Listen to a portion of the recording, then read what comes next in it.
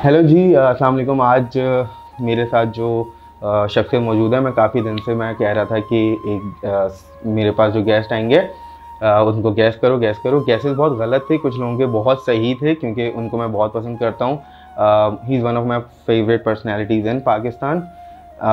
You can say a celebrity, a lawyer, human rights lawyer and social worker. Please meet mister Jabran Nasir. Sir, कैसे हैं आप? अल्हम्दुलिल्लाह, मैं ठीक ठाक हूँ। आप खैरियत से? मैं बिल्कुल अल्हम्दुलिल्लाह ठीक हूँ। पहले तो आपकी वालिदा को सलाम और दुआ सबसे आपके देखने वालों से उनकी सेहतयाबी के लिए। और इसी हवाले से अगर हम पैगाम दे दें, मेरे ख्याल में आपकी वालिदा को चिकनगुनिया डायग्नोज हुआ है। जी। तो इस वक्त ये बीमारी भी बहुत फैली हुई है और लोग अगर एहतियात करें, ख़ास तौर पे स्प्रेज और लोशंस आते हैं अपने आप को मच्छरों से महफूज रखने के लिए, चूँकि ये मच्छर मलेरिया भी दे रहा है, डेंगू भी दे रहा है, और अब चिकनगुनिया जो कि बहुत तकलीफ दे मर्ज़, डेंगू भी तकलीफ दे मर्ज़ है और ये भी। और आपकी वालिदा के लिए जल्दी सेहतयाबी की दुआ है। आमीन। थैंक यू, जज़ाकल्लाह जबरान भाई। अच्छा, बहुत सारे, अगर मैं जबरान नासिर के साथ बैठूं तो बहुत सारे टॉपिक्स हो सकते हैं, बहुत वास्ट एक आप वो है। लेकिन एक बात मैं पूछना चाहूँगा कि जबरान भाई, ऐसी कौन सी स्ट्रेंथ है, या क्या मैं बोलूँ कि ऐसी कौन सी आपके पीछे कोई ताकत है, या आपको कौन सी चीज़ स्ट्रेंथ देती है कि जो सबसे ज़्यादा क्रूशियल केसेस होते हैं पाकिस्तान में, कहीं भी किसी भी इलाके में, मैं सिर्फ कराची में नहीं कह रहा, पाकिस्तान के किसी भी इलाके में जो मोस्ट क्रूशियल केसेस होते हैं वहीं पे आप क्यों पाए जाते हैं? चाहे वो शाहरुख जतोई केस हो, चाहे वो जो कारसाज पे बहुत बुरा वाक़या हुआ अभी कुछ दिन पहले, ट्रैफिक वो रोड एक्सीडेंट का, या वो चाहे कोई भी वाक़या हो, नकीबुल्ला महसूद जैसा वाक़या हो, वहाँ मतलब इतनी क्रूशियल केसेस में आपको कैसे आप? देखिए, मेरे ख्याल में तमाम तर क्रूशियल केसेस के अंदर मुझे ज़रूरी नहीं कि वकील किया गया हो, ठीक है। और जहाँ तक आप कारसाज वाक़े की बात कर रहे हैं, मेरे ख़्याल में चूँकि बीइंग अ लॉयर, ये एक क्लियर केस नहीं था, ये एक्सीडेंटल केस था, ये नॉर्मल 302 मर्डर केस नहीं था। तो जो एक लीगल अवेयरनेस लोगों को देने की ज़रूरत है, और फिर ये कि जी अमीर से गरीब का कत्ल हो गया तो दियत के मामलात वगैरह। तो इस वक्त जो हमारी आवाम है वो सोशल मीडिया को इस्तेमाल करते हुए बहुत सी इन्फॉर्मेशन कंज्यूम करती है, ख़ास तौर पर जो उसके पास ना हो, और अगर आप उसको मुख्तसर आसान अल्फाज में समझा सकें, जो कि मेरे लिए बड़ा इम्तहान होता है, मुख्तसर और आसान अल्फाज बिल्कुल अगर कर सकें तो मेरे ख्याल में लोग उसको सुनते हैं, पसंद करते हैं कि उनकी नॉलेज में कोई इजाफा हुआ। बाकी जो दूसरे मुश्किल केसेस की आप बात कर रहे हैं, तो मुझे देखिए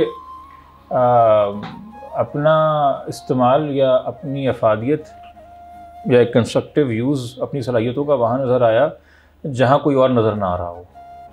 ठीक है, अगर किसी कॉज के ऊपर ऑलरेडी कोई बात कर रहा है जी, तो मुझे लगता है कि अच्छी बात है, बट जहाँ कोई बात नहीं कर रहा या बात करने से घबरा रहा है जिन मौज़ूआत पे, वहाँ पे बात की जाए ताकि लोग हिम्मत पकड़ के वहाँ पे भी बात करना शुरू करें। तो मैं एक एग्ज़ाम्पल और मिसाल आपको देता हूँ जी। मुत्तहिदा कौमी मूवमेंट एक जमात है, एक सियासी जमात है। बिल्कुल। ट्रेडिशनली उन्होंने अपने आप को हमेशा बतौर अहले ज़बान, महाजिर, उर्दू स्पीकिंग कम्युनिटी की नुमाइंदगी के तौर से मुतारिफ़ कराया है, फिर बेशक वो मुत्तहिदा भी हो गए। एक वक्त था कि जब उनकी तूती बोलती थी कराची में, बिल्कुल है, ठीक है, अल्ताफ़ भाई शहर बंद खुलवा देते थे। हमने बचपन उस वक्त MQM का सोशल मीडिया मुझसे शिकायत करता था, आप महाजिरों के लिए नहीं बोल रहे। मैं कहा, जब आप बोलते पूरा मुल्क बंद हो जाता है। आपको मेरे दो अल्फाज से क्या, मैं तो उन कॉजेज़ पे बात कर रहा हूँ जहाँ कोई बात नहीं कर रहा। फिर उसके बाद जब वो अल्ताफ़ हुसैन वाला मामला ख़त्म हुआ, तो उसके बाद भी मुझे बताइए वो कौन सा दौर है जिसमें वो हुकूमत में नहीं रहे, उसके बाद भी काबीना में नहीं रहे, वफाकी वज़ीर नहीं रहे, ठीक है। हाँ, मगर अब उसी के अंदर एक और धड़ा निकल आया है जिसको अब MQM लंदन कहते हैं। अब जिसको बोलने सुनने की इजाज़त नहीं है। बिल्कुल। तो जब मोहसिन पंवर साहब गायब हुए, और इसलिए गायब है और उनका बेटा भी गायब हुआ, जी, तो सॉरी वालिद उनके, तो ये बाप बेटे जो दोनों इलेक्शन लड़ रहे थे MQM लंदन के प्लेटफॉर्म से, ये किसके इसरार पे गायब हुए थे, ये किसका वोट बैंक काट रहे थे जो गायब हुए थे? MQM पाकिस्तान का। तो जब हम इनके लिए बोल रहे थे तब तो मुझे नहीं, उस MQM के सोशल मीडिया ने कहा कि भाई क्यों नहीं बोलते हो हमारे लिए, तब वो खामोश हो गए अपने ही इशूज़ के ऊपर। तो ये एक समझाने के लिए एनालॉजी के तौर पे, और खैर लोगों का काम है कहना। मुझे ये लगता है कि यार जिन इशूज़ पे कोई बात नहीं कर रहा, लोगों को डर है, और आहिस्ता आहिस्ता डर टूट रहे हैं पाकिस्तान में। बहुत एक वक्त था आप तालिबान का नाम नहीं ले सकते थे, अब बहुत खुल के बात होती है। एक वक्त था कि लोग जर्नैलों के हवाले से, मिलिट्री के हवाले से कोई बात नहीं करते थे। अब 11 साल का बच्चा भी ट्वीट कर रहा है, ठीक है, उधर टूट गया। और एक वक्त था कि भाई ब्लास्फेमी के टॉपिक से आप कोई बहस ही ना करें, बेशक आप हक पे क्यों ना हो, बेशक आप सही बात क्यों ना कर रहे हो, बेशक आप शरीयत के मुताबिक सही बात क्यों ना कर रहे हो। मगर मेरे ख्याल में अब ये जो हालिया उमरकोट का वाक़या हुआ है, उससे पहले जो कोयटा का वाक़या हुआ है, लोग बोल रहे हैं और लोग सवाल कर रहे हैं कि ऐसा क्यों और दीन इस्लाम के नाम पे क्यों, जबकि दीन इस्लाम की तालीमात तो नहीं है। ख़ास तौर पर जो बंदा हिफाजत के ऊपर मामूर हो वही आपको आके शूट कर दे, या फेक एनकाउंटर में आप एक गिरफ्तार मुलजिम को शूट कर दें बगैर किसी इंक्वायरी, बगैर किसी तहकीक के।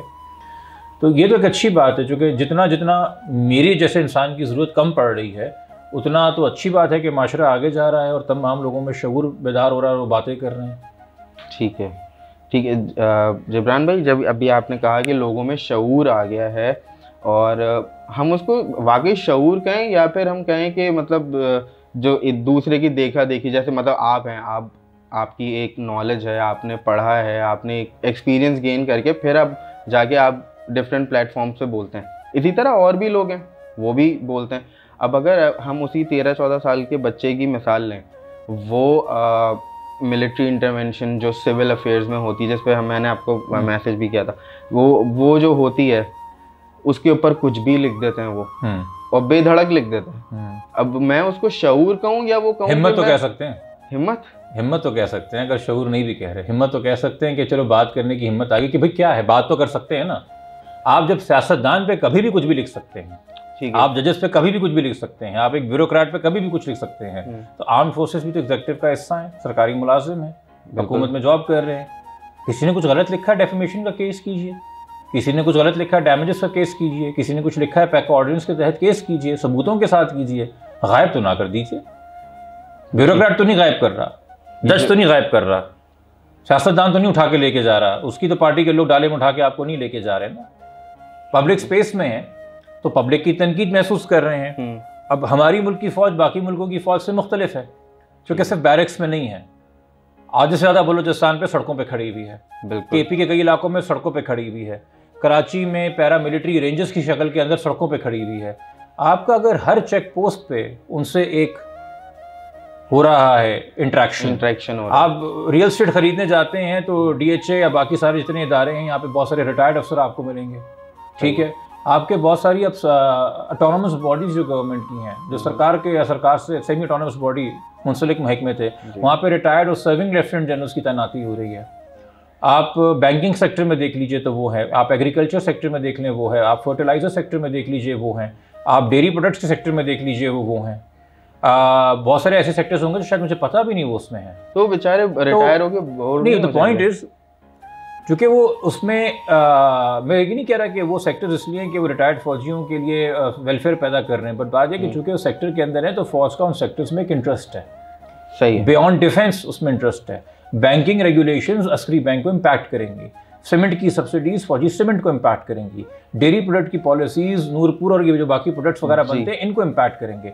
इसी तरह आप सर्विसेज और चीज़ें और रियल एस्टेट के हवाले से कोई मामला है प्रॉपर्टी टैक्स का, अब आप ये देख लीजिए ना, सिंध हाई कोर्ट ने एक फैसला किया कि जी प्रॉपर्टी टैक्स अब प्रोविंशियल डोमेन है, तो कंटोनमेंट जो 64% कराची है जी, ये कंटोनमेंट क्यों प्रॉपर्टी टैक्स देती है, तो सिंध हुकूमत का पैसा है। तो अब ये जो नई तरमीम की बात हो रही है, आईनी तरमीम की, जिसमें जुडिशल पैकेज मुझे उस पे भी बात करनी थी, मगर उस जुडिशल पैकेज में एक शिक ये भी है कि कंटोनमेंट के इलाके में तमाम तर लोकल टैक्सेस फेडरल डोमेन है, यानी कि सिंध हुकूमत के फैसले को आपने न्यूट्रलाइज कर दिया ना, ठीक है। तो ये भी एक आ गए, आप रियल एस्टेट के हवाले से, प्रॉपर्टी के हवाले से भी आ गए।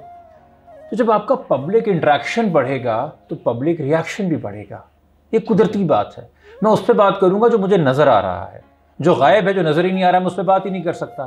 तो अब आप जब हर जगह नज़र आएंगे तो आपके ज़रूरी नहीं है तमाम तर कामों से आवाम अपने आप को मुस्तफ़ीद समझे, और हो सकता है कभी कभी आपका बतौर इदारा काम ना हो, किसी इनफरादी शख्स का काम हो, मगर इदारे के उहदे को इस्तेमाल करते हुए, गलत इस्तेमाल करते हुए काम हो, आवाम रिएक्शन देगी। तो अब इस चीज़ के लिए भी तो अपने आप को तैयार करें ना कि अगर अब आपने पब्लिक डोमेन में आना है, भाई पब्लिक रिएक्शन भी आपने देखना है। आप पब्लिक रिएक्शन को उस तरह से नहीं कर सकते जैसे आप अपने फोर्सेस के अंदर अपने रैंक्स को डिसिप्लिन करते हैं कि हाँ का हाँ और ना का ना, सर हिलाइए बस और काम करते जाइए और मार्च करते जाइए। आवाम ऐसे नहीं सोचते।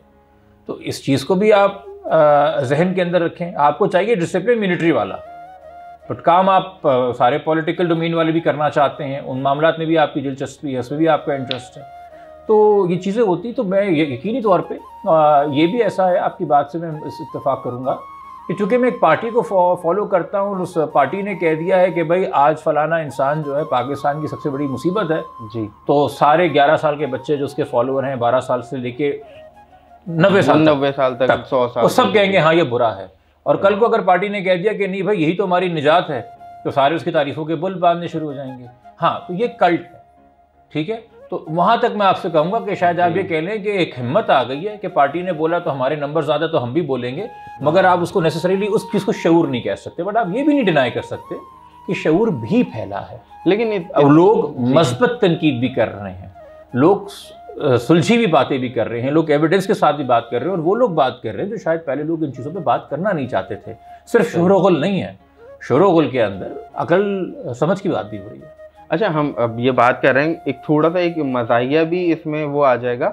मेरा अपना ज़ाती एक्सपीरियंस है इसी कारसाज वाले वाक़े पे। मैं न्यूज़ चैनल का नाम नहीं लूँगा, प्राइवेट न्यूज़ चैनल है, मैं वहाँ मौजूद था और उस कमरे में न्यूज़ डायरेक्टर और भी कुछ सीनियर सहाफ़ी मौजूद थे। मैंने माइक पकड़ा हुआ था, 1 मिनट का पेपर हमें करना था, तो कैमरामैन ने कैमरा रोल किया और मैंने कारसाज वाक़े के ऊपर बोलना शुरू कर दिया।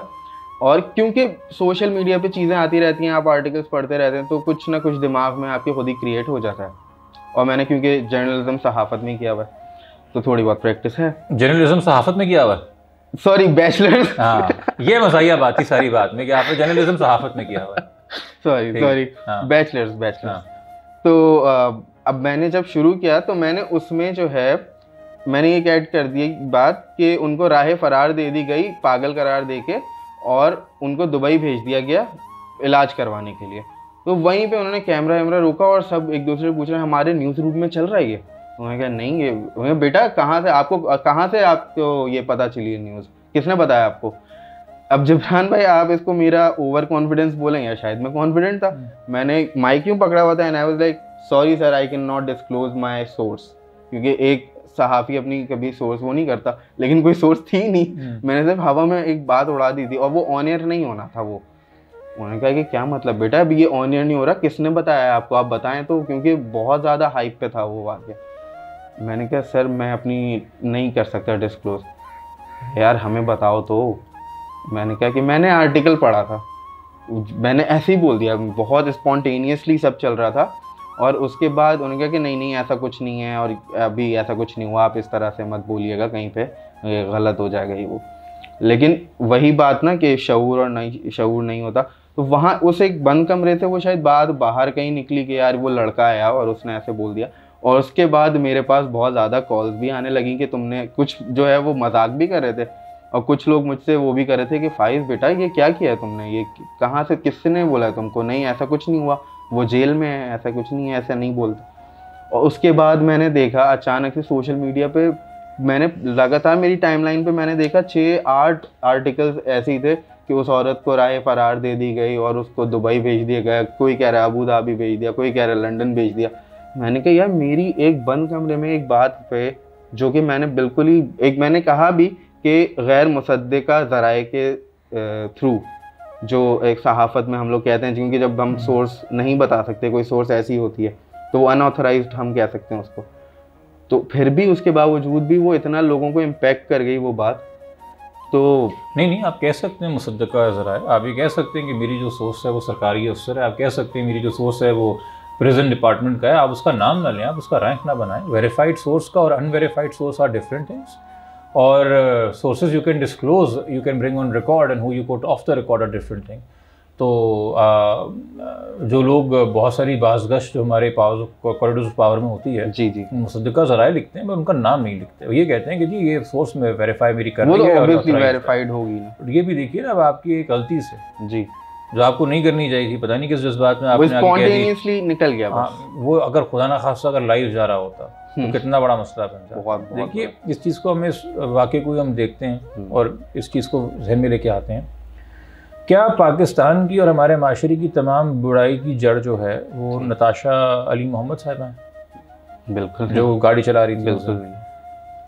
क्या उनकी वजह से क्रिस्टल मेथ पाकिस्तान में आई है?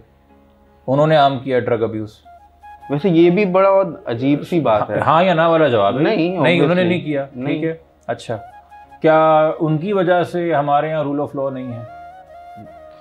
क्या उन्होंने फैसला किया है कि जुडिशरी कॉम्प्रोमाइज़ हो सकती है? बिल्कुल। क्या उन्होंने ज़ियाउल हक को कहा था कि अपने दौर में दिए तो ऑर्डिनेंस और किसास ऑर्डिनेंस लेके आओ?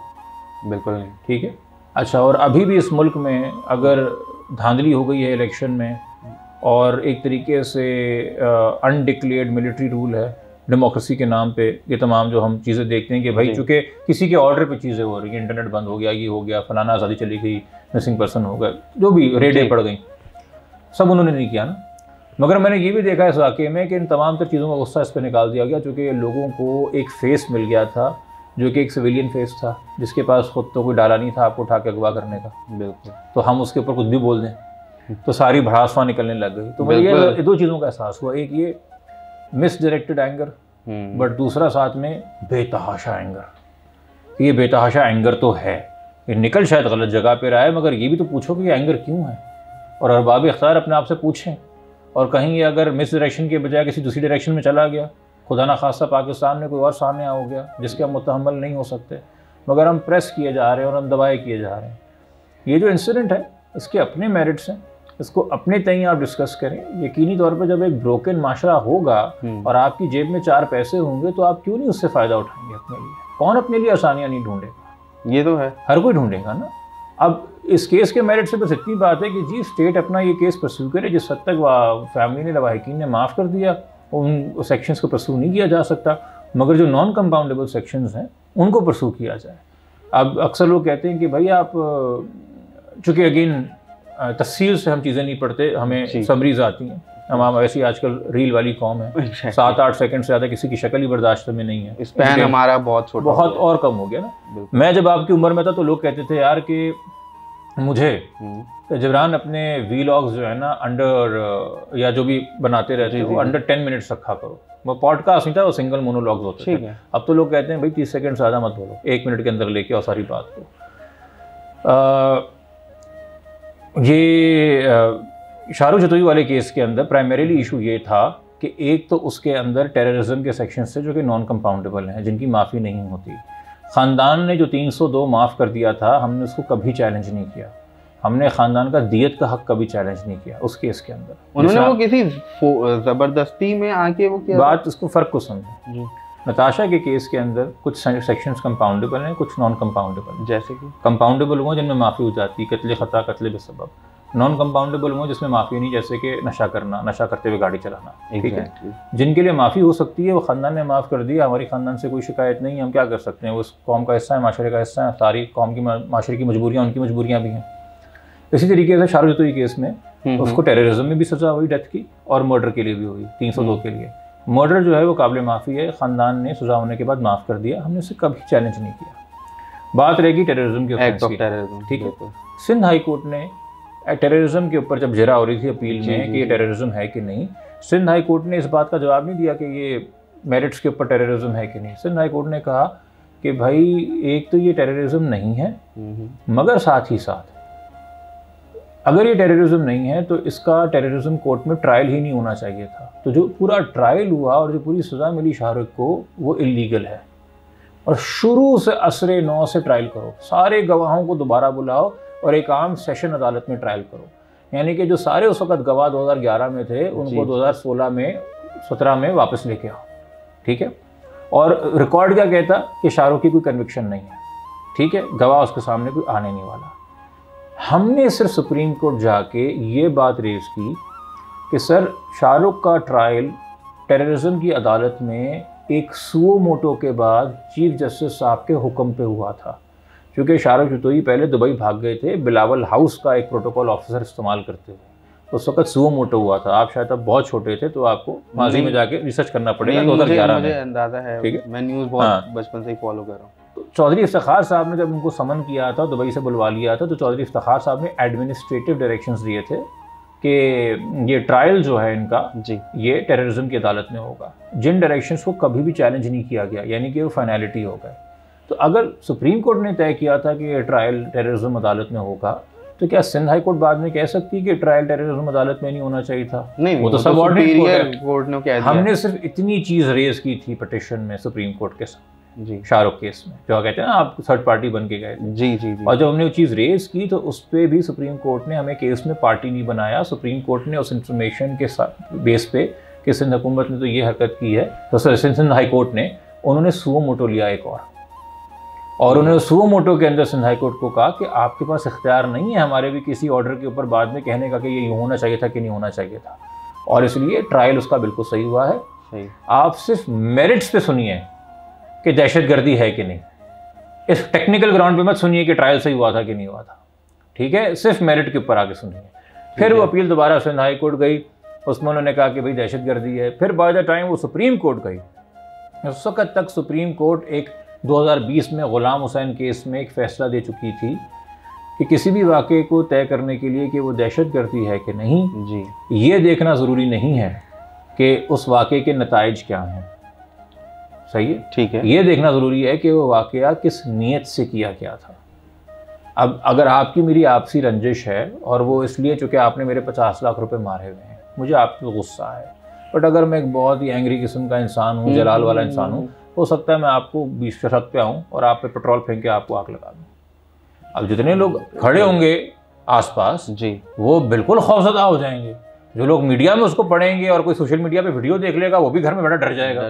बट मेरी इंटेंट उनमें से किसी को डराने की नहीं है, मेरी इंटेंट ही तुम्हें सबक सिखाने की, तो तुमने मेरे पैसे मारे, तो ये दहशतगर्दी नहीं है।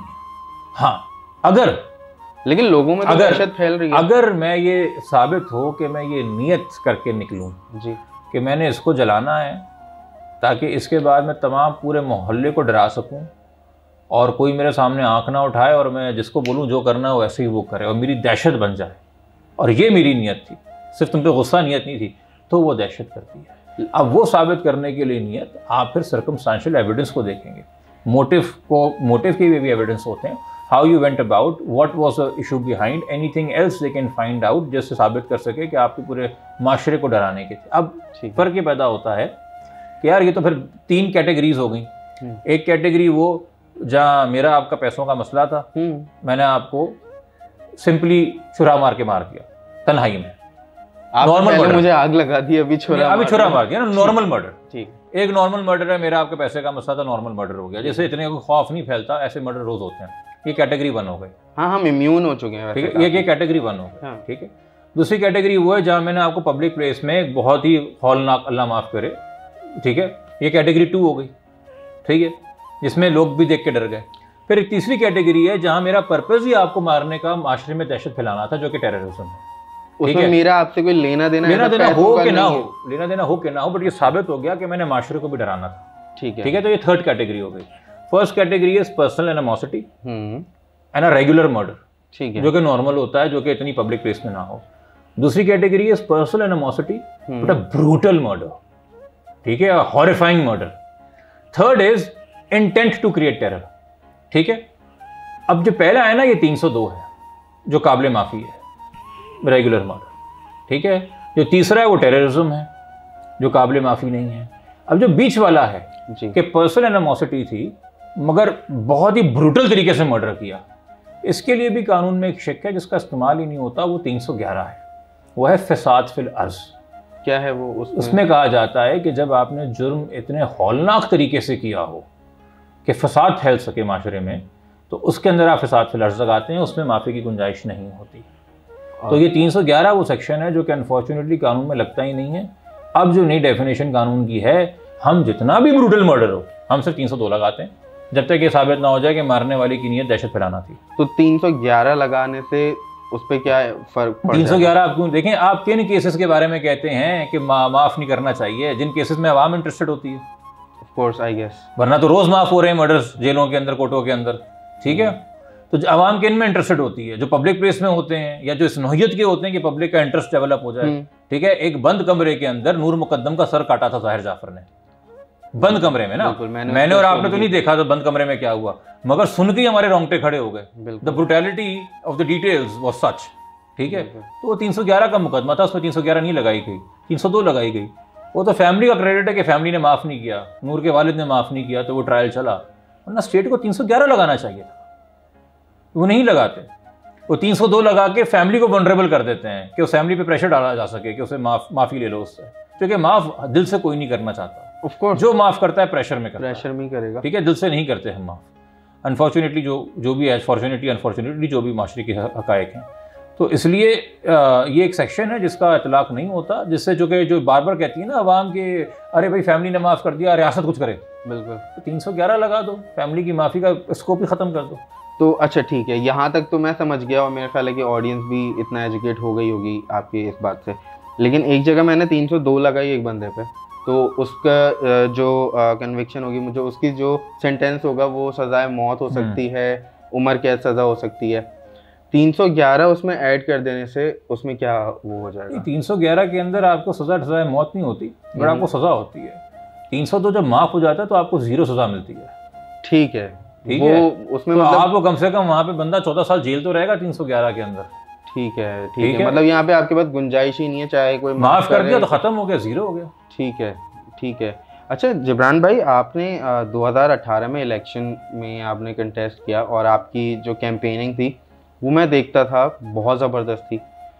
इस इलेक्शन में आप नज़र नहीं आए।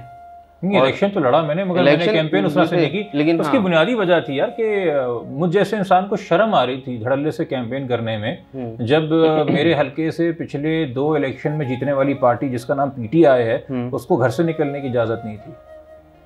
खाली मैदान के अंदर मैं ही बैटिंग करूं, मैं ही बॉलिंग करूं, मैं ही फील्डिंग करूं, मैं ही छक्का मारूं, मैं ही आउट करूं, ये काम शायद एमक्यूएम पीपल्स पार्टी या नून लीग कर सके, मुझसे तो नहीं हुआ था भाई। जब मुझे पता था कि मेरे मद्दे मुकाबिल जो एमपीए है वो पब्लिक रैली नहीं कर सकता, वो कहीं गैदरिंग करेगा तो कोई क्रैकडाउन होगा, उनके वर्कर्स को आगे जाके कहीं पोस्टर लगे तो वो पोस्टर उतारे जा रहे हैं और उसे व्हाट्सएप के जरिए बेचारे अपनी मार्केटिंग कैंपेन कर रहे हैं, तो मैं कहाँ जाके कॉर्नर मीटिंग्स करता और किस मुंह से करता, लोगों को इकट्ठा करता और एक शो क्रिएट करता कि हम एक भरपूर कैंपेन कर रहे हैं। मैंने भी सोशल मीडिया और व्हाट्सएप को इस्तेमाल किया जिस हद तक मैं कर सकता था अपने एक मैसेज और कैंपेन के लिए। It wasn't a fair and free election, ये एक मश्क थी। हम मश्क में इसलिए हिस्सा लेते हैं जो कि हम इस खुदफरीबी में रहते हैं कि अभी भी जमहूरियत पाकिस्तान को बचा सकती है और हमें आइन के साथ खड़ा होना है, जबकि हमें भी पता था कि everything is already being dictated. But जब मैदान में, देखिए मेरा इस हल्के में मुकाबला एमकेएम से नहीं है, मैं पीएस के लिए कैंपेन कर रहा था, जी। जो भी कर रहा था, एनए के लिए तो नहीं कर रहा था। आपने मेरा कोई पोस्टर देखा जिब्रान नासिर और एनए? मैंने बस वही जो व्हाट्सएप पे आपकी जो वीडियोस वगैरह, पीएस देखा था, एनए देखा? पीएस था, एनए नहीं देखा ना? नहीं था। मैंने एनए की फिर भी एहतियातन नॉमिनेशन फॉर्म जमा कराए, ठीक है। अच्छा। तो मैं बैलेट पे एनए पे था। अच्छा। बगैर कैंपेन के मुझे एनए पे मिले कोई 1100-1200 वोट, ठीक है। That's a big number। और कैंपेन के साथ एनए पे फारूक सत्तार भाई को मिले 500-600 वोट। बाद में तो बहुत ज़्यादा हो गए थे। नहीं, यहाँ पे एनए पे उनके 500-600 वोट हैं आज तक, वो कहीं और से जीते हैं, वो पीआईबी की सीट जीते हैं, जी, ठीक है। तो जिन्होंने भरपूर कैंपेन भी की एनए के ऊपर, उनके मुझसे 400 वोट कम थे, जिस सीट पे मैंने कैंपेन ही नहीं की, ठीक है। तो इसका मतलब इस हल्के में मेरा एमकेएम से तो मुकाबला नहीं है, सही है। इस हल्के में मेरा पीपल्स पार्टी से भी मुकाबला नहीं है। पीपल्स पार्टी नहीं जीतती है यहाँ से। जिस तरीके से इन्होंने कंटोनमेंट का इलेक्शन मैनेज किया वो भी हमारी नज़रों के सामने है, और जिस तरीके से इन्होंने अभी एनए की सीट दी है बेग साहब को और खुर्रम शेर ज़मान की सीट लेके, ये भी मेरे सामने है। रात को सबसे पहले पूरे कराची के अंदर मैं ही था जिसने खड़े होकर कहा था कि पीटीआई आगे है। रात के 1 बजे मैंने वीडियो बना दी और मैं अपने हल्के में तीसरा हूँ और पीटीआई आगे और बहुत बड़े मार्जिन से आगे। और अल्लाह का शुक्र है कि वो जो रेहान मंडुक्ता हैं उनको जो है वो सीट भी मिल गई, जो कि उन्होंने जीती हुई थी, उनको उनकी हक की सीट मिल गई। बट खुर्रम शेर ज़मान जो हैं उनकी एनए की सीट उन्होंने मार के बेग साहब को दे दी, वहाँ पे वही फॉर्म 47-45 वाली उन्होंने गड़बड़ की। और नून लीग भी इस हल्के में कहीं नहीं है। मेरा जब मैं इलेक्शन लड़ने निकलूंगा तो मुझे उसको हराना ना जो 2013 यहाँ से जीता, 2018 यहाँ से जीता, 2018 का ज़िमनी यहाँ से जीता, तो वो तो पीटीआई है। और पीटीआई को आपने पिंजरे में बंद किया हुआ है, तो हम तो बेशर्म ही लगेंगे खुल के कैंपेन करते हुए। एक तरह से इसको ये कहना कि एक्ट ऑफ कावर्डनेस हो जाएगा, एक तरह से ये बेशर्मी हो जाएगी। बेशर्मी, कावर्डनेस नहीं, बेशर्मी। हाँ, बेशर्मी। तो अच्छा जिब्रान भाई, अभी इजराइल और पैलेस्टाइन का एक जो कॉन्फ्लिक्ट चल रहा है, शुरू से चल रहा है बहुत ज़्यादा। अब खैर सोशल मीडिया का ज़माना है और बहुत ज़्यादा चीज़ें एक्नॉलेज कर लेते हैं लोग, बहुत आराम से उन लोगों तक पहुंच भी जाती है। बॉयकॉट चल रहा है बहुत ज़्यादा चीज़ों, बहुत ज़्यादा ब्रांड्स का, प्रोडक्ट्स का। मुझे पता चला कि जिन लोगों की प्रोडक्ट्स का बॉयकॉट हो रहा है, दुनिया में 3 लाख से ज़्यादा पेटेंट्स उनके नाम के हैं। चाहे वो हम टेक्नोलॉजी की बात करें, या जो कपड़े मैंने आपने पहने हैं उसकी बात करें, या जो मशीन्स आती हैं उसकी बात करें, जो सेल फोन्स हम यूज़ करते हैं, जो जिन ऐप्स पे हम बात कर रहे हैं उसके बॉयकॉट की, वो तक उन्हीं की टेक्नोलॉजी है। 300 से ज़्यादा 3 लाख से ज़्यादा पेटेंट्स होना बहुत बड़ी बात है। तो आपका क्या इसके ऊपर स्टैंस है, बॉयकॉट के ऊपर? और सब जो करना चाहते हैं करें, जो नहीं करना चाहते वो ना करें।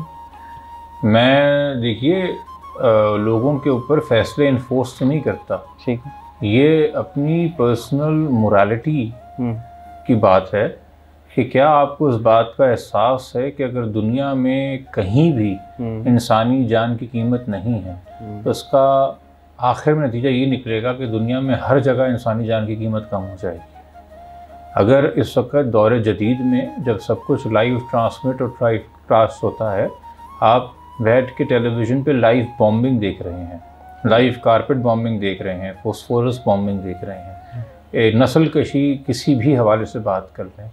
बड़े अरसे तक ये लोग फ़लस्तीनी फ़ुटबॉलर्स की टांगों में गोलियां मारते थे, ये लोग फ़लस्तीनी स्पोर्ट्समैन को इंजर करते थे स्नाइपर शॉट लेके, पोस्ट पे हरास करके, ये उनकी एकेडमिया को, उनके प्रोफेसर्स को निशाना बनाते थे।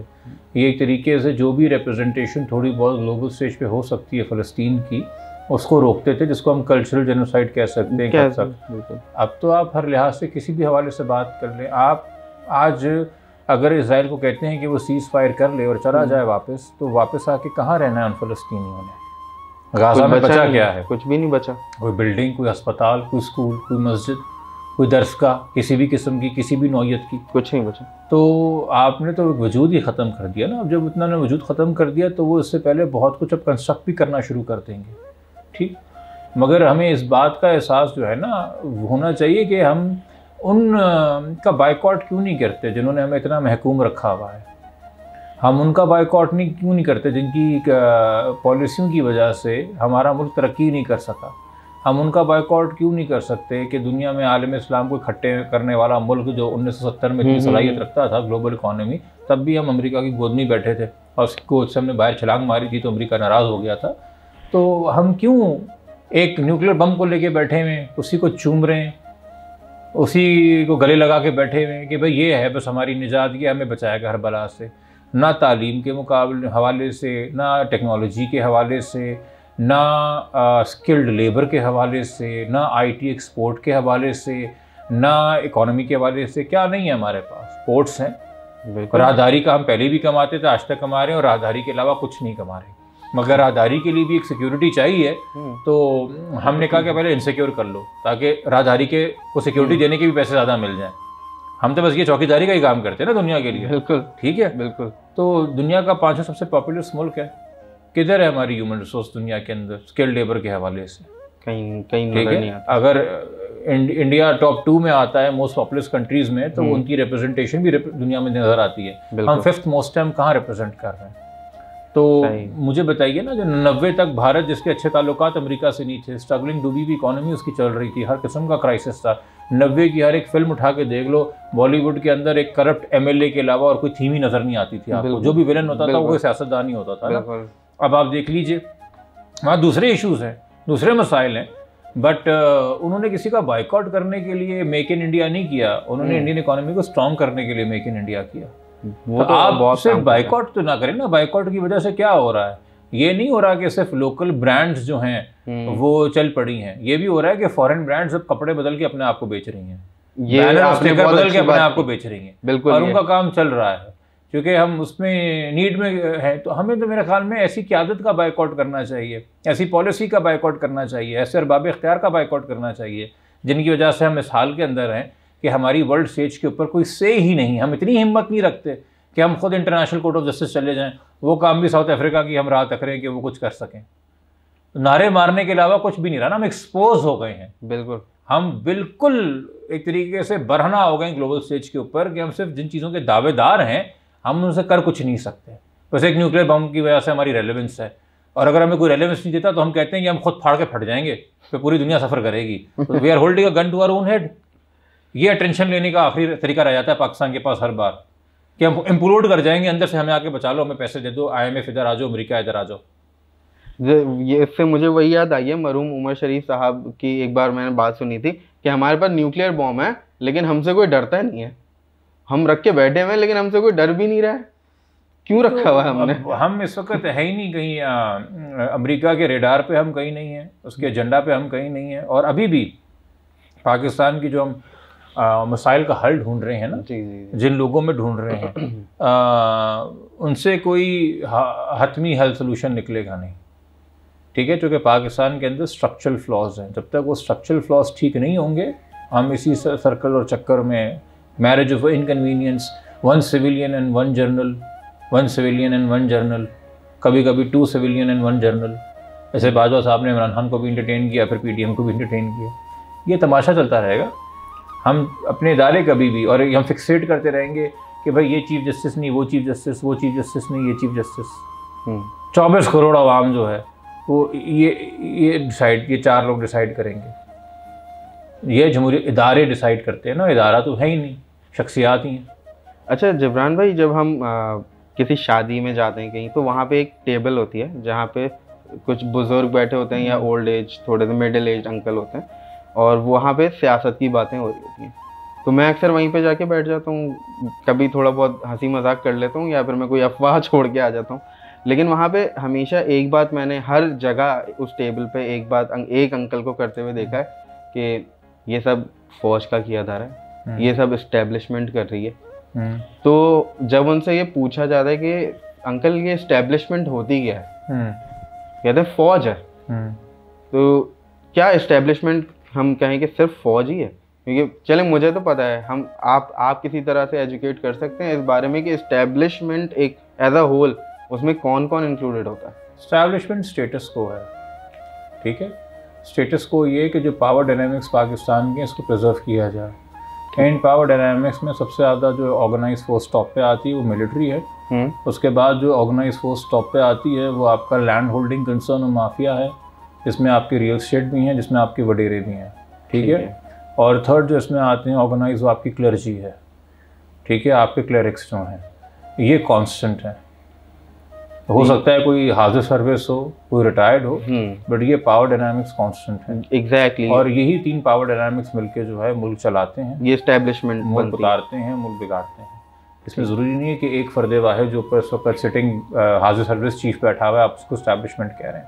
एग्जैक्टली। ये चीफ की हर बात क्यों मानी जाए? चीफ की सियासत की जो तरजीहात हैं, वो कैसे शेप करना चाहते हैं आइन को, वो कैसे शेप करना चाहते हैं असम्बली को, इससे बाकी सब क्यों एग्री करें?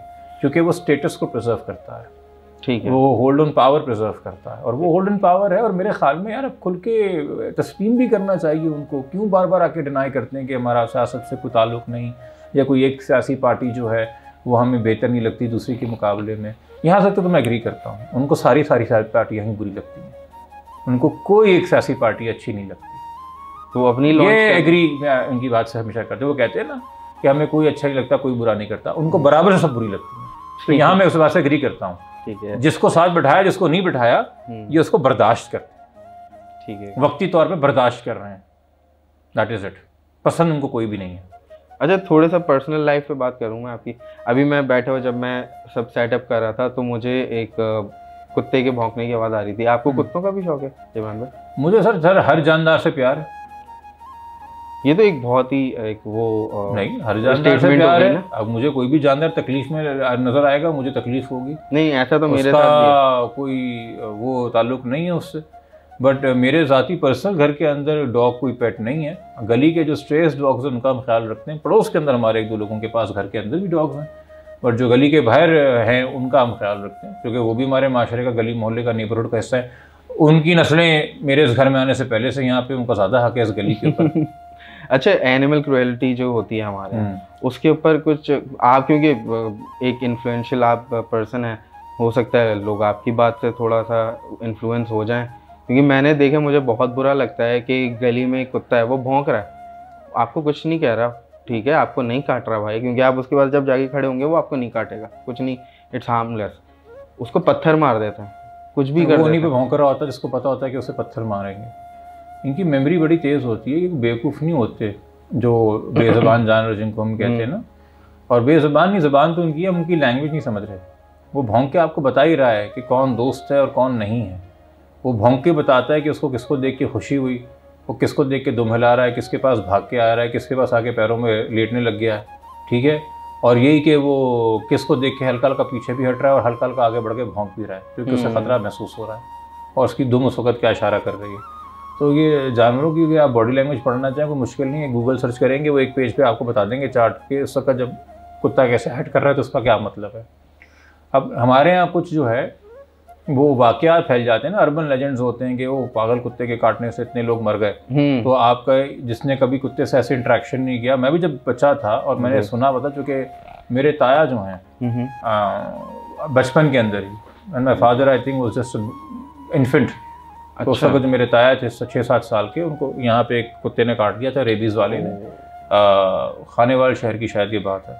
उस वक्त मेरे दादा वहाँ पोस्टेड थे, रेलवेज में थे, वहाँ उनका इंतकाल हो गया था उस वजह से। तो मेरे ख़ानदान के अंदर एक वो स्टोरी रही ना, एक कुत्ते के काटने से जो है एक भाई का इंतकाल हो गया।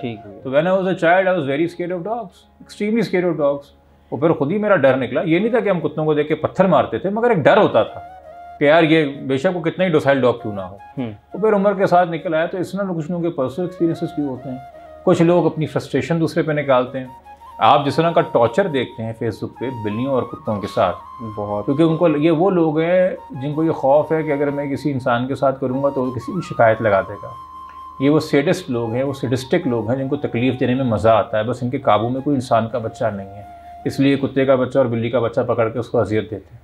इन लोगों को तो इलाज की ज़रूरत है, ये दिमागी मरीज़ हैं, मतलब कि एक हद तक। और कल को अगर इनका बस चलेगा तो किसी इंसान के साथ भी कर गुजरेंगे, ठीक है। हाँ, जब एक जानदार के साथ कर रहे हैं तो वो इंसान के साथ भी। और तीसरे वो लोग हैं जो कि जिससे फ्रस्ट्रेटेड है उसको जवाब नहीं दे सकते, तो अपने से किसी कमज़ोर चीज़ को ढूंढते हैं गुस्सा निकालने के लिए, फ्रस्ट्रेशन निकालने के लिए, उसे अपनी फ्रस्ट्रेशन निकाल रहे हैं। तो एक वो है जो तकलीफ़ दे के एंजॉय करते हैं, एक वो है जो अपना गुस्सा निकाल रहे हैं जो कि अपने हमनसब पे या हमसे सीनियर पे निकाल नहीं सकते, तो एक जानवर पे निकाल रहे हैं। मगर ऐसे भी बहुत से लोग हैं जिनको मैंने देखा है कि जिनके पास कोई शऊर, कोई तालीम नहीं है, वो सड़क के ऊपर जो है वो बेचारा बच्चा वाइपर लगा रहा होगा, बट अगर वहीं गली में कोई कुत्ता घूम रहा होगा उसको ऐसे प्यार कर रहा होगा, उससे अपना खाना भी शेयर कर रहा होगा, वो हमसे ज़्यादा अमीर महसूस होता है मुझे। कम से कम उस कुत्ते के लिए तो गली का अमीर तरीन आदमी हुई है, ये तो है, जो उसको बैठ कर रोज़ खाना खिला रहा है ना। वो मेरी गली में मैं हूँ, वो कुत्ता कहता होगा कि यार ये सारे गरीब हैं, ये अमीर तो यही है कि ये कचरा चुनने वाला जो आके मुझे खाना खिलाता है। तो अच्छा, क्योंकि मेरी जो लास्ट पेट डॉग थी, it was a German shepherd, Terry उसका नाम था। तो 2 साल पहले वो मर गई, बहुत सडन डेथ हुई थी। तो मेरे लिए वो आज भी मुझे बड़ी याद आती है। मुझे घर वालों ने कहा कि तुम कोई नया कुत्ता ले लो, ये वो, तो उसकी स्पेस कोई फिल नहीं कर पाता। तो जो आप बात कर रहे थे, मैंने भी यही सेंस किया है कि कुत्ते जो हैं या जितनी भी ब्रीड्स होती हैं इनकी, ये लोग पॉजिटिव और नेगेटिव एनर्जीज़ को बहुत अच्छे तरीके से सेंस कर लेते हैं कि अगर आप उसके ओनर हैं, आपका अगर कोई कुत्ता है और मैं आपसे मिलने आता हूँ, अब मैं किस इंटेंशन से आ रहा हूँ, मैंने आपको तो बता देंगे जिब्रान भाई हम पॉडकास्ट करने आ रहे हैं, लेकिन खुदा ना खास्ता अगर मेरी कोई डेंजरस इंटेंशन है आपको लेके, तो आपका कुत्ता जो है वो मेरे ऊपर भौंकेगा बुरी तरह से। he would try to attack me। ज़रूरी वो भी नहीं है। देखिए, गार्ड डॉग जो होता है ना, that is train to repel any stranger till he is expressly instructed by the owner, और ओनर की इंस्ट्रक्शन के बाद भी वो नहीं छोड़ता, वो सस्पेशन से आपको देख रहा होता है, because you are new person, तो it will take time to get them familiar. तो वो फिर डॉग्स की ब्रीड से भी डिपेंड करता है, उनकी ट्रेनिंग पे भी डिपेंड करता है कि आपने उसको कैसे ट्रेन किया हुआ है। ठीक है। और कुछ डॉग्स ऐसे डोसाइल होते हैं, जैसे अक्सर लोग लैब्राडोर्स का मजाक उड़ाते हैं कि यार ये तो ऐसा है कि चोरों से भी दोस्ती कर ले, चोरों का तो चोरों से पहले खेलेगा, फिर चोरों को बताएगा यहाँ से घर में एंटर हो, चोरी कर लो, फिर उनसे जाके ट्रीट भी मांगेगा, फिर उनको बाय बाय भी करेगा, गेट तक छोड़ के भी आएगा। जी, वो वीडियोस मैंने देखी। Such a playful dog in reality ना। तो वो फिर अगेन वो कुछ जनरलाइजेशंस भी हमने की हुई ब्रीड्स के हवाले से, but some dogs are generally very suspicious, some dogs are generally very aggressive, by the very breed as well. मैं जर्मन शेफर्ड की बात कर रहा था। जो जर्मन शेफर्ड भी मैंने बहुत डोसाइल भी देखे हैं, बट अगर आप उसको अग्रेसिव ट्रेनिंग देने पे आए तो it could be a vicious guard dog. Exactly. अगर मैंने ऐसे भी बिल्कुल हमारी गली में एक है घूमती, हमारे नेबर्स की, वो बाहर निकलती है तो उसको हर कोई प्यार कर रहा होता है, बहुत डोसाइल है वो। अच्छा, मेरी गली में जितने जो स्ट्रे डॉग्स हैं, बिल्लियाँ हैं, तो मैं और वालदा या भाई हम लोग उनको रोज़ ही खाना दे देते हैं, तो उनसे हमें एक प्रोटेक्शन वाली फील आती है। वो जैसे वो के ना बोल रहे हो कि भाई कोई मसला हो हमें बताना, कोई तंग करे तो कुछ बताना। बड़े ये भी एक तरह से जानवर भी बहुत एक्सप्रेसिव होते हैं प्रोटेक्शन अपने तरीके से। प्रोटेक्शन की फीलिंग आए कि नहीं आए, आई बिलीव राज़िक जो है ना जी, वो अल्लाह ताला, ठीक है, खालिक भी अल्लाह ताला। जब आप कोई चीज़ तख्लीक करते हैं तो इन अ वे आप, चूँकि अल्लाह ताला ने हमें वो सारी सलाहियतें रखी हैं, वो सारी अच्छी बातें रखी हैं जो खुदा की अपनी ज़ात से मुंसलिक है। खुदा ने हमें रहम की सलाहियत रखी है, खुदा ने हमसे दरगुजर करने की सलाहियत रखी है। अगर वो मुसव्विर है तो खुदा ने हमें मुसव्विर चीज़ें तख्लीक करने की भी सलाहियत रखी है, खाने पिलाने की, प्रोवाइड करने की भी सलाहियत रखी है। वो ख़ुद वसीला है तो उसने हमें किसी का वसीला बनने की सलाहियत, उसी एक झलक, एक रिफ्लेक्शन, वो सारी चीज़ें जिसको हम खुदा का शुक्र अदा करते हैं कि खुदा की वो सिफ़ात है जिसका कुछ हिस्सा हमें मिला है, जिस वजह से हम एक नेक कैपेसिटी है तो हम नेक ज़िंदगी जी सकते हैं ना। मेरे ख्याल में आप जब भी जो खुशी मिलती है ना, जो कहते हैं ना do good deeds and you feel happy, तो वो तमाम तर चीज़ें जो खुदा की अपनी शान बताती हैं, खुदा की अपनी सिफ़ात हैं, अगर आप उसमें से कोई भी अमल करते हैं अपनी कैपेसिटी के अंदर जी, तो वो डायरेक्टली आपको मेरे ख्याल में तो खुदा से भी जोड़ती है कनेक्शन आपका, और आपको ग्रेटफुल भी, थैंकफुल भी करती है, और आपके अंदर ग्रैटिट्यूड भी आता है। तो मुझे वो प्रोटेक्ट करें ना करें, आप किसी बेज़ुबान को खाना खिला दें, उसके बाद वो खुश होकर बैठा हो और वो आपको ऐसे देख रहा हो एक खुशी के साथ, तो दैट इज़ इट। एक बेज़ुबान जानवर आपकी सीटी बजाने के ऊपर दूर से भागता हुआ आ जाए जी, एक कनेक्शन बन जाए, तो ये वो चीज़ें हैं।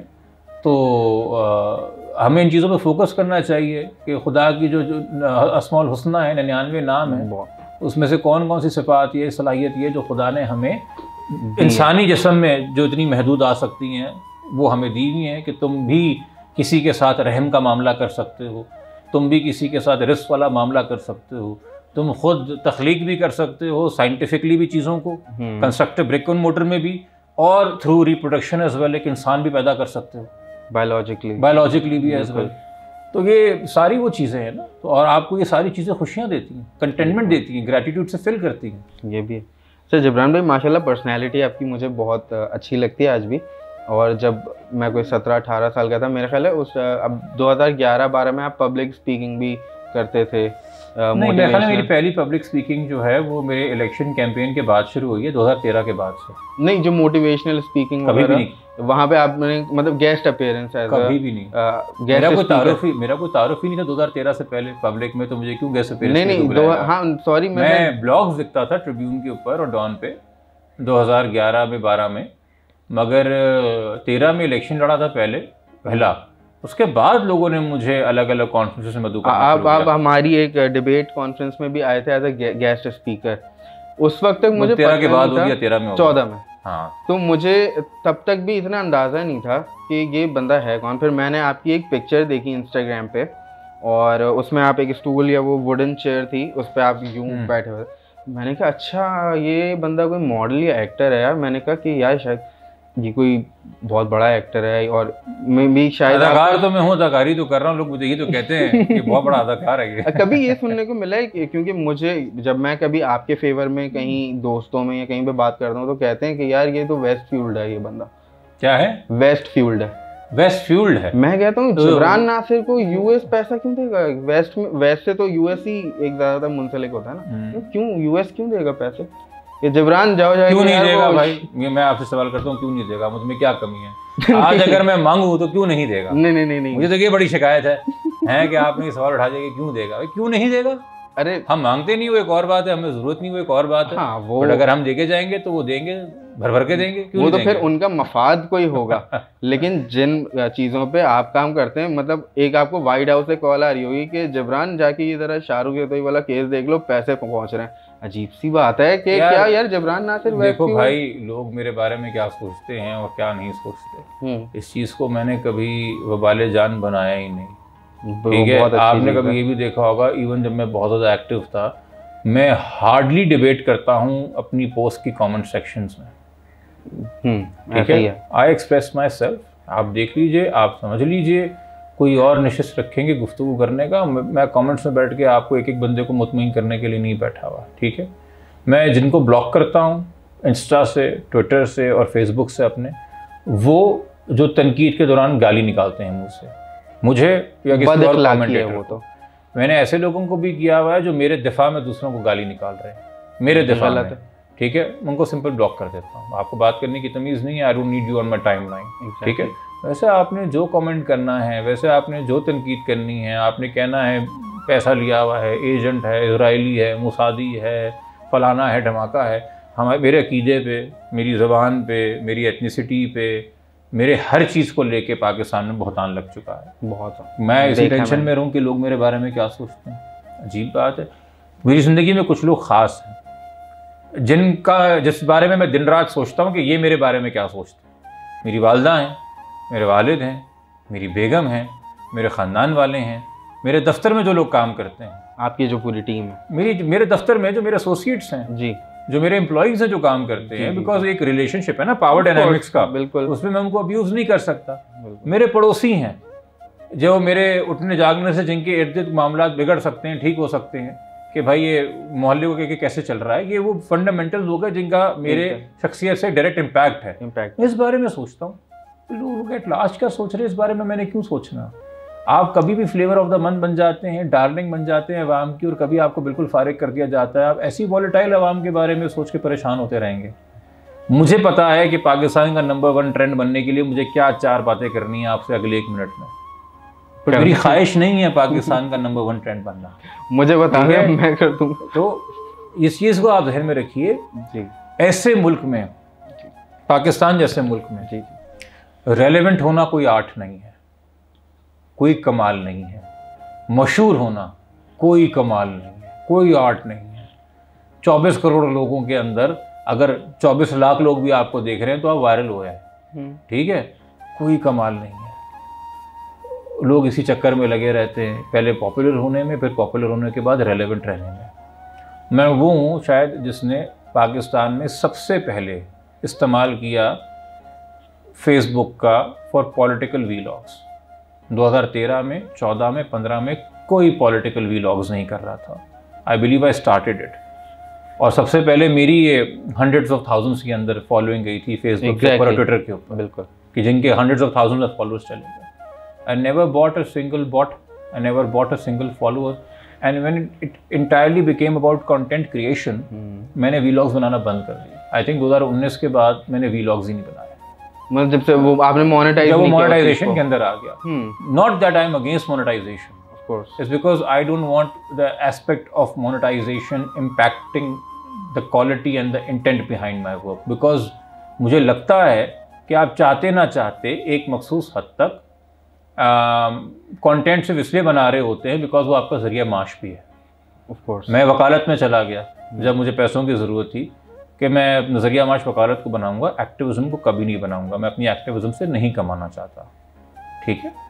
और मैं इसमें चूँकि आप पॉडकास्ट कर रहे हैं तो मैं आपसे इसलिए मुख्तलिफ हूँ जी कि आप लोगों का इंटरव्यू करते हैं, ठीक, जो पॉडकास्टर्स हैं, आप हो गए, दूसरे दोस्त यार हमारे हो गए जी, वो तो उनका तो काम ही लोगों का इंटरव्यू करना। वो किसी टेलीविजन पे होते तो एंकर होते। मैं बात कर रहा हूँ एक्टिविस्ट की, जिनका काम है पब्लिक पॉलिसी इशू रेस करना, ठीक है, और पॉलिटिकली इशू रेस करना। तो हमने अगर कभी अमेरिका से पैसे लेके ये काम नहीं किया तो हम यूट्यूब के ऊपर मंजन बेच के ये काम क्यों करें? सही है। फिर तो हम पिक एंड चूज़ करेंगे ना कि कौन सा टॉपिक वायरल ज़्यादा है, उसी के पीछे पड़े रहो। फिर तो होगा कि अच्छा यार ये नताशा के कारसाज वाले इशू पे बड़े व्यूज़ आ रहे हैं, दिन के 4 व्लॉग निकालते हैं। इसको इसलिए करते हैं जो कि इस पर आवाम का इंटरेस्ट बढ़ा है। फिर तो हम एम्बुलेंस चेसर बन जाएंगे, ठीक है, फिर तो हम देखेंगे जहाँ जहाँ तंदूर लगा है वहाँ जाके रोटियाँ लेके पहुँच जाओ घर लगाने के लिए अपनी। ये ऐसे नहीं होता ना, मेरी ये ज़रूरियात है, मैं अपने हैसियत से अपना काम करता हूँ। लोगों को तवज्जो देनी है, लोग तवज्जो दें, लोगों ने नहीं भी देनी, does not make a difference. मैंने जबरान भाई एक चीज़ नोटिस ये की है कि आप, अच्छा मैंने आपको कुछ दिन पहले अपनी वीडियोस के लिंक्स भी भेजे थे, आपने शायद देखे हों। तो मैंने अपना चैनल जो है यूट्यूब चैनल 2017-18 में शुरू किया था। उस टाइम मैं बहुत डेडिकेटेडली काम करता था, बहुत ज़्यादा मैं व्लॉग्स बना रहा हूँ, वीडियोस बना रहा हूँ, और इवन इस हद तक मुझे थोड़ी बहुत लोगों ने मुझे पहचानना भी शुरू कर दिया था कि मुझे एक्सपो सेंटर में एक इवेंट था जहाँ मुझे एज ए स्पेशल गेस्ट मुझे बुलाया गया, बहुत इज्जत मिली मुझे। लेकिन फिर मैंने बीच में वो छोड़ दिया, कंसिस्टेंसी ख़त्म हो गई, मेरी एजुकेशन भी चल रही थी, साथ में फैशन फोटोग्राफी भी। तो फिर जब मुझे अंदाज़ा हुआ कि यार इससे तो पैसे अच्छे आ रहे हैं, तो मैंने दोबारा कंटिन्यू किया।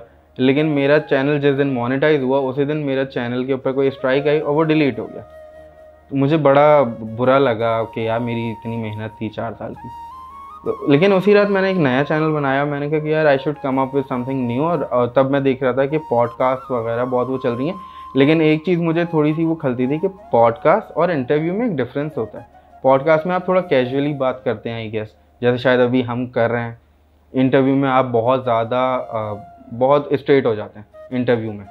पॉडकास्ट तो इंटरव्यू है भाई। हाँ, सॉर्ट ऑफ। हमने अलग अलग नाम निकाल दिए। Podcast is an interview, it's just a long interview, it is not bound by the slot on television, because उसमें आपको एड्स भरने होते हैं, कंटेंट भरना होता है, इसलिए आपको क्रिस्प करना होता है ना। 1 घंटा है, 1 घंटे में गुफ्तगू मुकम्मल करनी है, और 1 घंटे के अंदर आपने इश्तिहार भी चलाने हैं।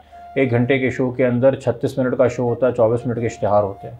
कुछ लोग तो अब 24 मिनट का शो और 36 मिनट के इश्तिहार चलाते हैं, वो तो कमर्शलाइजेशन की वजह से। पॉडकास्ट का ये है कि अभी देखो जो लोग सुन रहे हैं वो कह रहे हैं बहुत लंबी गुफ्तगू हुई है, बोर हो गए। हो सकता है इस वक्त ही वो पॉज करके मैंने आपकी लॉग आउट कर रहे हो यूट्यूब से, और कल को आगे बाकी का सुनने अगर उनकी दिलचस्पी बाकी रही है तो पॉडकास्ट आपको ये आसानी भी देती है, फिर इसमें से आप एडिट करके चंक्स ही बना लेते हैं। और अब तो आप उसकी टाइमलाइन के ऊपर ही वीडियो की बता देते हैं कि भाई इस चंक में ये बात हो रही है, इस चंक में ये बात हो रही है, इस चंक में ये बात हो रही है, सनसनीखेज बना देते हैं उसको। हाँ, सारी चीज़ें नहीं, वो बंदा फॉरवर्ड करके सुन सकता है ना कि उसने क्या बात सुननी है, क्या नहीं सुननी है। तो लेकिन मैंने ये देखा कि मैंने जितना कंटेंट बनाया, मैंने कोशिश की कि मैं एजुकेशनल प्रोग्रेसिव कंटेंट बनाऊं।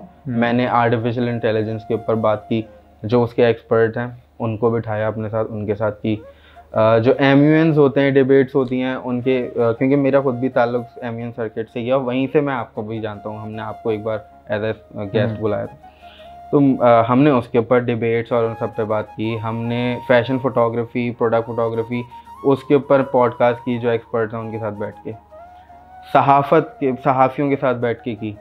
व्यूज़ नहीं आ रहे थे। एक दफ़ा मैं नाम नहीं लूँगा, एक सियासतदान, उन्होंने कहा था कि उनका एक जमात से ताल्लुक़ है और बहुत बड़ी बड़ी बातें उन्होंने की, और मुझे बड़ी मुश्किल से घर से इजाज़त मिली।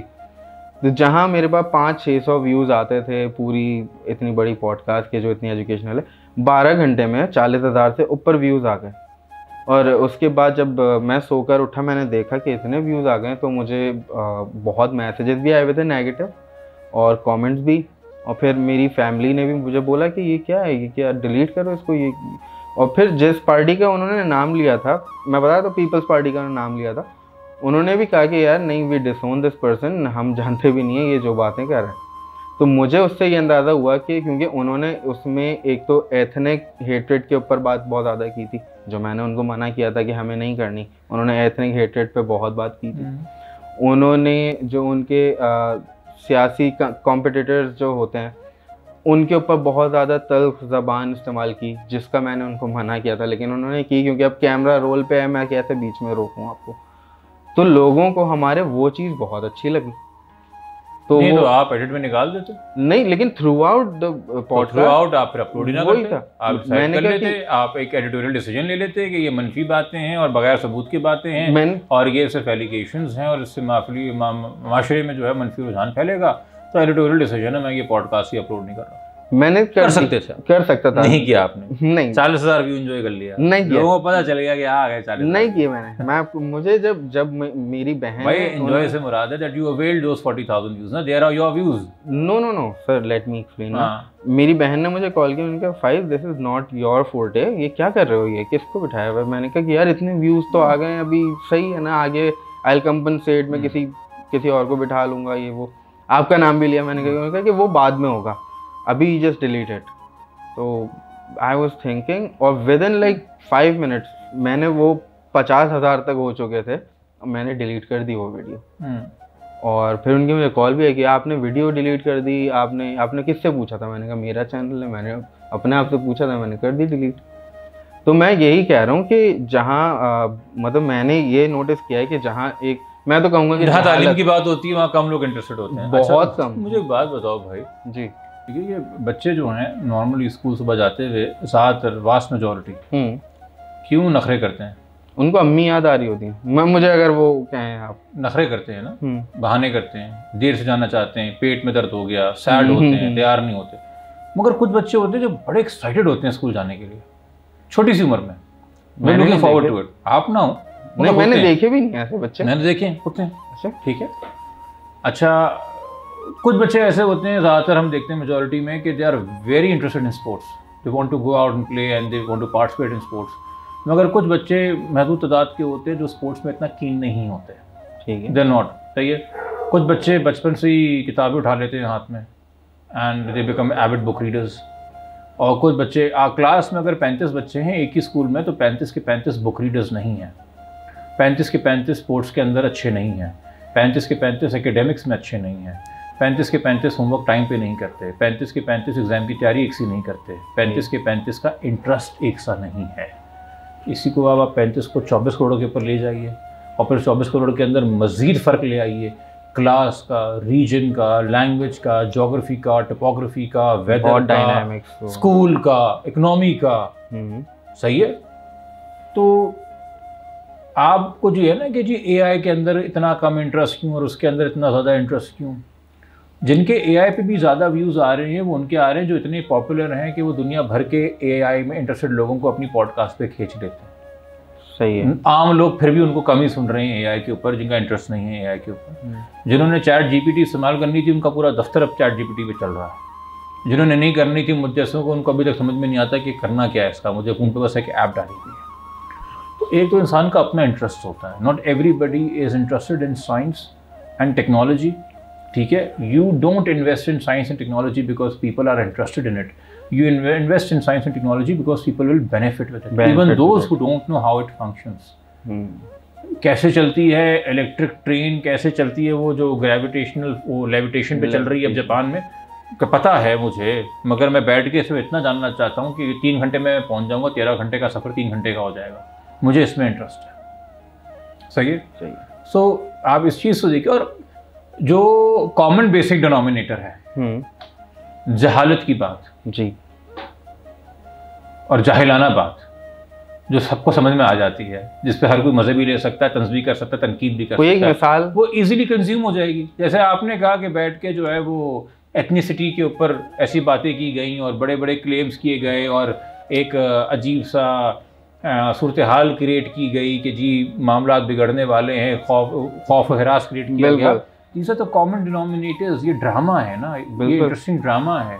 हमें क्यों आजकल कुछ सियासतदान बहुत पॉपुलर हो जाते हैं? बिकॉज उनके जुमले, उनकी बातें वो एंटरटेन करती हैं। Not necessarily that they are the most visionary leaders this country has, but they are entertaining. हम लिटरली उनको एंटरटेनमेंट के लिए देख रहे हैं। ठीक, तो ये एक चीज़ है। और फिर दूसरे इसमें और भी इश्यूज़ हैं कि अगर हमारी कोई कल्ट फॉलोइंग है तो उसको आप देख लीजिए कि अगर बिलावल भुट्टो का आप लगा देंगे पॉडकास्ट तो एक मखसूस आवाम है जो देखेगी पॉडकास्ट। आप इमरान खान साहब का पॉडकास्ट लगा देंगे तो एक मखसूस आवाम है जो कि देखेगी ही पॉडकास्ट, क्योंकि उनको अच्छा लगता है, वो उसके दीवाने हैं। Same with Maryam Nawaz and Nawaz Sharif sahab. सही है, उनकी अपनी एक अट्रैक्शन है, वो क्राउड पुल करते हैं। भाई आदीज़ जो हैं वो आतिफ का हर गाना सुनेंगे, ये डिसाइड करने से पहले कि गाना अच्छा है कि बुरा है। वो पूरा सुन लेंगे, सुन तो लेंगे ना। एक लिमिटेड व्यू टी सीरीज को या टिप्स को आतिफ असलम गारंटी करता है सिर्फ अपने नाम पे, फिर बाकी उनकी अपनी चैनल की सब्सक्रिप्शन है जो और व्यूज लेके आती है। बिल्कुल ठीक है, ये भी सही है।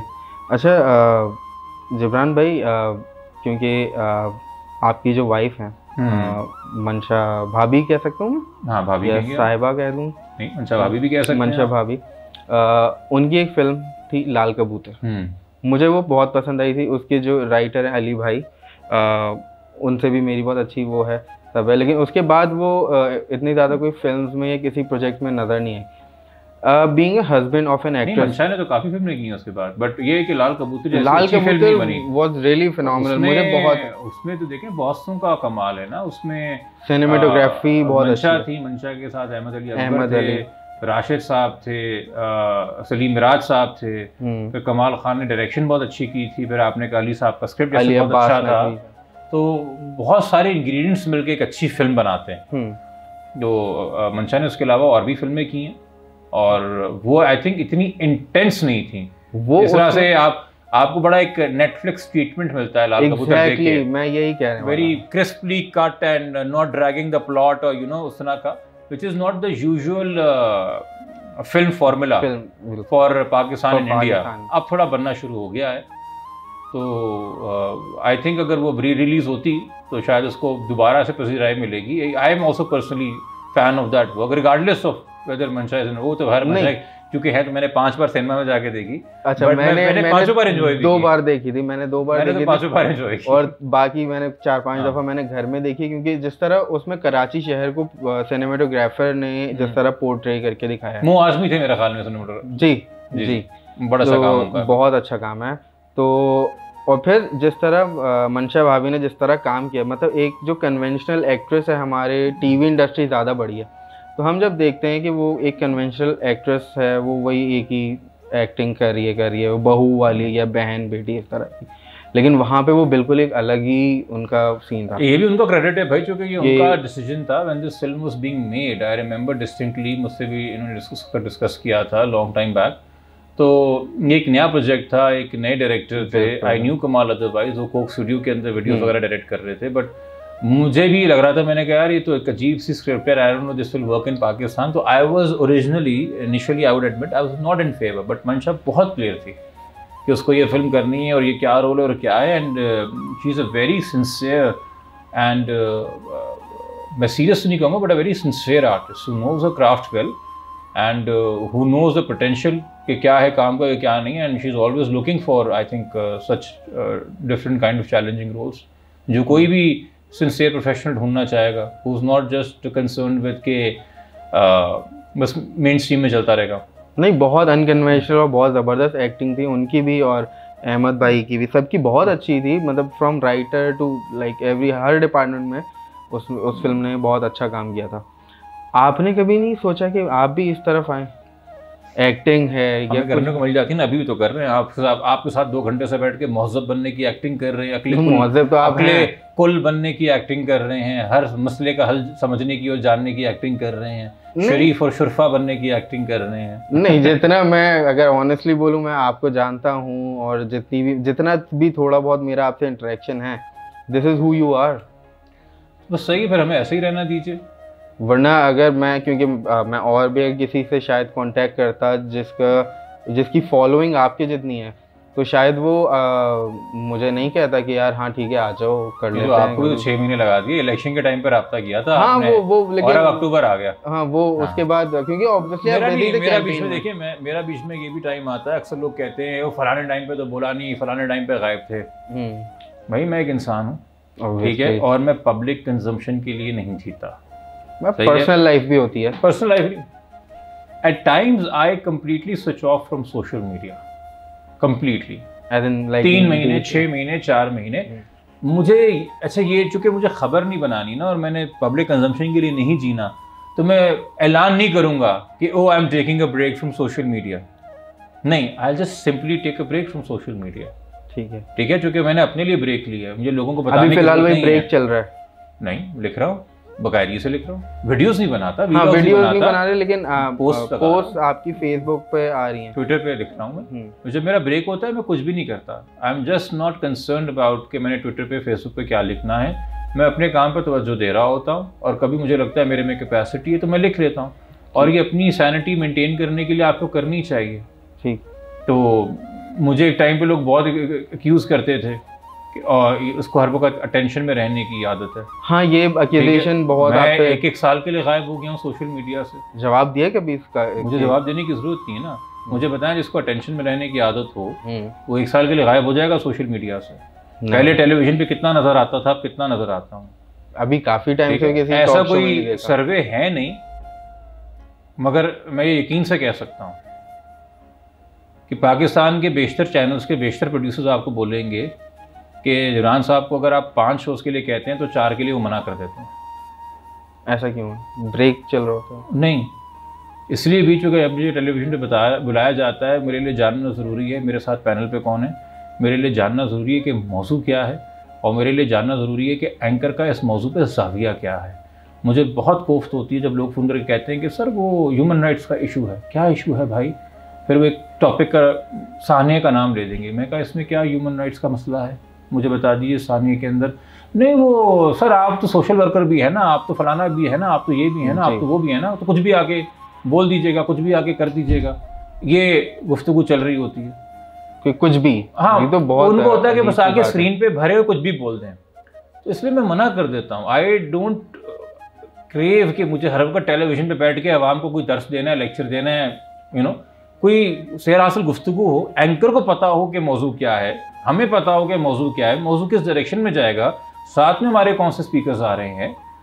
तो वो मैं अभी यूनिवर्सिटीज़ की मुझे काफ़ी आती हैं कॉल्स वगैरह, which I one interaction I do like live interaction with youth, but मेरी यूनिवर्सिटी टॉक से पिछले 2 साल में बहुत महदूद हो गई, and that is primarily to do with the fact कि अब मैं चूँकि एक फुल टाइम लॉयर हूँ, I can not travel as freely and I have certain hours locked for my court work.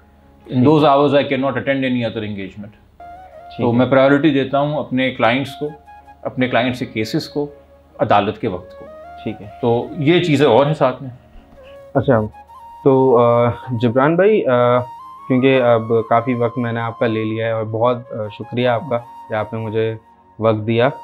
कोई भी बात ऐसी जिससे आप इस पॉडकास्ट को कंक्लूड करना चाहेंगे, जो आप ज़रूरी समझते हैं, तो जो कैमरा आप अगर आवाम से मुखातिब होके।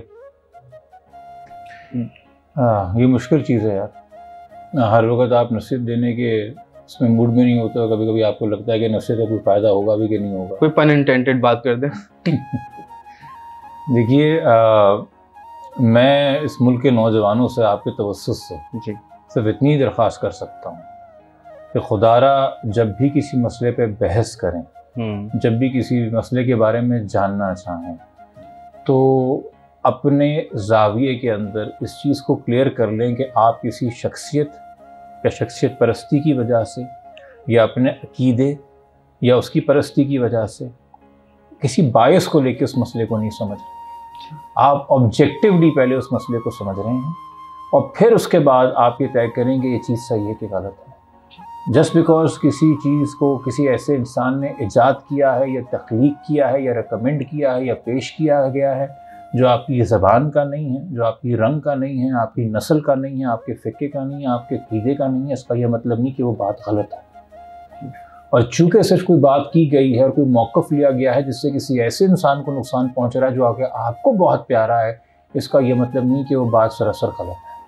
ठीक है, हमें इस परस्तिश से बाहर निकलना पड़ेगा। ये सबसे बड़ा एहसान हम अपने ऊपर खुद कर सकते हैं। और जो कह रहे हैं फबी आला रब्बिकुमा तो बिल्कुल अपने खुदा की किस किस नेमत को झुटलाओ। मसला ये कि आप अपनी नेमत को नेमत ही नहीं जान रहे।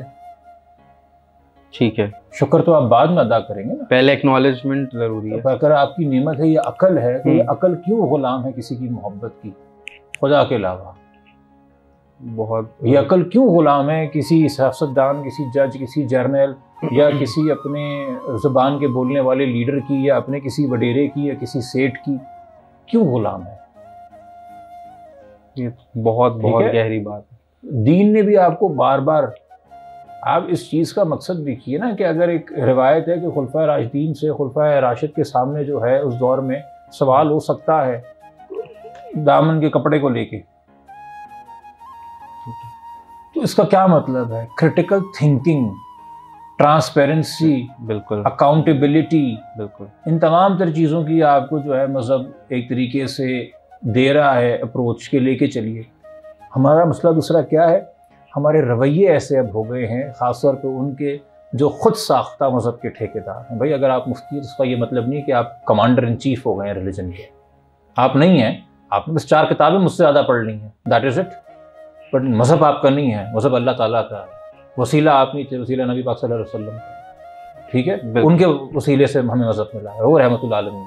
बिल्कुल। तो अगर कोई मदरसा खोल के बैठा है, कोई मुफ्ती बन गया है, कोई शेख बन गया है, कोई उसके ऊपर अपने आप को स्कॉलर कह रहा है, आजकल तो नए नए स्कॉलर आ रहे हैं, नए नए रूप को लेके अजीब बातें कर रहे हैं, तो वैसे बात करते हैं जैसे ये उनकी इजाद है माज़अल्लाह, जो शऊर और दीन हमें मिल रहा है, नहीं है, ठीक है?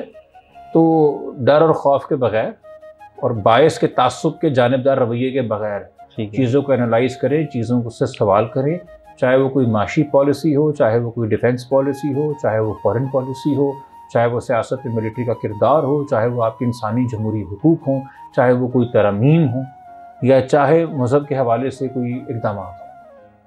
ठीक है, that was a really good message. और अभी मैं देख रहा था आपकी बुक कलेक्शन बहुत अच्छी है, और अभी थोड़ी देर पहले ही आप बात कर रहे थे कि बच्चों में बुक रीडिंग की आदत होती है, तो मुझे भी कोई 8-9 साल की उम्र से जो है वो बुक रीडिंग की आदत थी, और आज मेरी जो जब वो कलेक्शन इतनी थी, आज वो इतनी हो चुकी है। तो मैं आपकी जो है वो कानून की किताबें एग्जैक्टली, और मेरी ये तो बहुत कम है, वकीलों का तो बहुत किताबें होती हैं, मेरी भी इसी तरह की डाइवर्स कलेक्शन है, जिसमें हिस्ट्री भी है, पॉलिटिकल भी है, फिक्शन भी है। मैं सिडनी शेल्डन को बहुत ज़्यादा मैं पढ़ता हूँ, और कुछ अगर मैं पॉलिटिक्स या मैं अगर हिस्ट्री की बात करूँ तो उसमें थोड़े वो कॉन्स्पिरेसी वाले नाम है, तो मैं वो नहीं पसंद करूँगा कि मैं करूँ वो बात। तो मुझे आपकी कलेक्शन बहुत अच्छी लगी, कभी अगर हुआ तो मैं आपसे ज़रूर कुछ बोरो ज़रूर करूँगा। अगर ये तो कानून की किताबें कभी भी आगे ले जाए, ठीक है? LLB के बाद ये काम आती है प्रैक्टिस करने के लिए। तो पहले LLB इंशाल्लाह करके आ जाऊँगा। तो बहुत अच्छा लगा जबरान भाई, बहुत पर्सनली मैं कहूँगा मैंने बहुत कम ऐसे लोग देखे हैं इतने हम्बल और इतने स्वीट, और मैं बहुत अरसे से जानता हूँ जबरान भाई को। जैसे 2014 में देखा था, आज भी वैसे ही बिल्कुल हैं पर्सनैलिटी में आपकी, वही हम्बलनेस और 10 किलो फर्क आ गया वजन में, लेकिन वजन में। अच्छा, जिम ज़्यादा जा रहे हैं? नहीं परेशानी ज़्यादा, चले डाइनिंग टेबल पे ज़्यादा बैठते हैं। अच्छा बढ़ गया है। अच्छा, मैं समझ रहा था कम कर दिया है। तो ठीक है जबरान भाई, बहुत अच्छा लगा, एक बार हाथ मिलाएंगे, ठीक है? शुक्रिया, थैंक यू।